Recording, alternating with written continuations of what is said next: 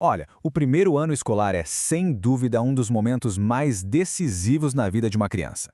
É ali que a base para todo o aprendizado futuro começa a ser construída. Mas que habilidades são essas, na prática, que transformam uma criança em leitora e escritora? É isso que vamos desvendar. Então, vamos começar pensando no seguinte: qual seria a receita para formar uma pessoa que lê e escreve para o resto da vida? Bom, não é mágica, né? É um processo que tem ingredientes bem específicos. E são justamente esses ingredientes que a gente vai explorar agora. Pois é, e como toda boa receita, essa também tem um manual. E não é nenhum segredo, viu? É um projeto oficial, um guia para os educadores. Vamos entender de onde vêm essas diretrizes. A base de tudo isso é o chamado DCGO ampliado. Pense nele como o grande manual de instruções por ensino lá no estado de Goiás, um material que foi criado por quem mais entende do assunto, os próprios educadores, sempre alinhados com a base nacional. E a palavra-chave que a gente mais vai ouvir aqui é habilidades. Mas atenção, não se trata só de decorar o alfabeto ou um monte de regras. É sobre desenvolver um verdadeiro kit de ferramentas que mistura conhecimento, prática e até atitude. É a capacidade de usar aquilo que se aprende. Certo, vamos então ao primeiríssimo passo dessa jornada. Antes de conseguir ler qualquer palavra, a criança precisa decifrar o código fundamental, aquela conexão que parece até mágica entre os sons que a gente fala e as letrinhas que a gente vê no papel. E os primeiros desafios são bem concretos, olha só. Primeiro, o básico do básico, saber que A é uma letra, mas um arroba já é outra coisa. Depois vem a consciência do som, aprender a separar as sílabas de casa, por exemplo. E aí vem o pulo do gato, entender que aquele som F é representado pela letra F. Tudo isso vai construindo a ponte entre a fala e a escrita. E essa habilidade específica aqui, essa é o grande eureka da coisa toda. É o momento em que a ficha cai, sabe? A criança percebe que o alfabeto não é só um monte de desenho aleatório, mas sim um sistema genial para registrar os sons da nossa voz no papel. É como se o cérebro aprendesse a usar um filtro novo. Em um mundo cheio de todo tipo de símbolo, a criança começa a separar. Isso aqui é a letra, isso aqui não é. É um passo fundamental para conseguir focar no que realmente importa para a leitura. No fim das contas, a essência de decifrar o código é essa, a grande descoberta de que a linguagem falada, algo que parece tão solto no ar, pode ser fixada, registrada e compartilhada através da escrita. Ok?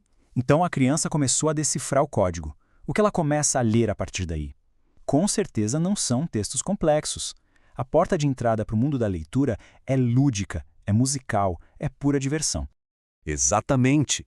A alfabetização no primeiro ano não começa com um livro pesado de gramática. Começa com brincadeira, com ritmo, com textos que são gostosos de ouvir e, principalmente, de falar. O primeiro gênero são as quadrinhas. Com seus versos curtinhos e rimas simples, elas grudam na cabeça e ajudam a criança a perceber a musicalidade da língua. Sabe, aquele clássico Batatinha quando nasce? Em seguida, vêm as parlendas, que são praticamente a trilha sonora das brincadeiras de criança. 1, 2, feijão com arroz. Elas são fantásticas porque associam as palavras ao ritmo e ao movimento do corpo, o que ajuda demais na memorização. E claro, os trava-línguas. Eles são o verdadeiro treino para a consciência dos sons. O rato roeu a roupa do rei de Roma. Ao focar na repetição e na articulação, eles treinam o ouvido e a fala para perceber sons que são bem específicos e muito parecidos entre si. E a razão para usar esses textos é brilhante. Eles são um treinamento para o ouvido da criança. Ao brincar com rimas e com a repetição de sons, elas desenvolvem a tal da consciência fonológica, que é a base para conseguir mais tarde associar os sons às letras. É um aprendizado que acontece quase sem se dar conta. Bom, já vimos a parte da compreensão de textos. Agora vamos virar a chave e falar sobre criação. O próximo passo lógico é usar a fluidez que já existe na fala como uma ponte para começar a organizar as ideias na escrita. E esse caminho até a escrita segue uma progressão muito clara. Tudo começa com a fala. A criança aprende a recitar um texto com o ritmo certo, com a entonação correta. Depois passa a planejar textos simples com ajuda, uma lista, um bilhetinho.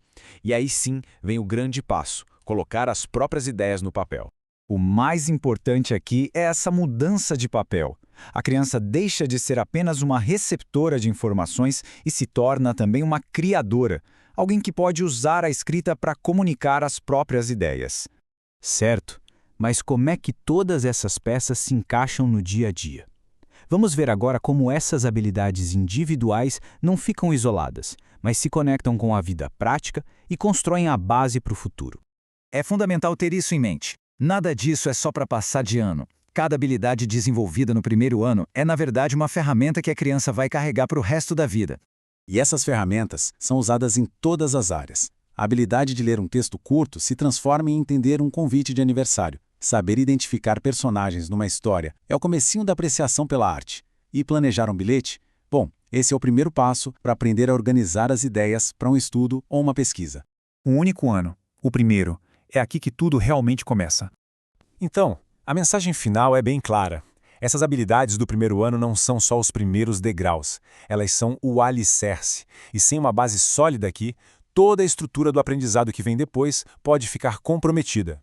Isso tudo nos deixa com uma reflexão importante. Sabendo quão crucial é este primeiro ano, a questão que fica é: como a sociedade, a escola e a família podem trabalhar juntas para garantir que essa fundação seja a mais forte possível para cada criança?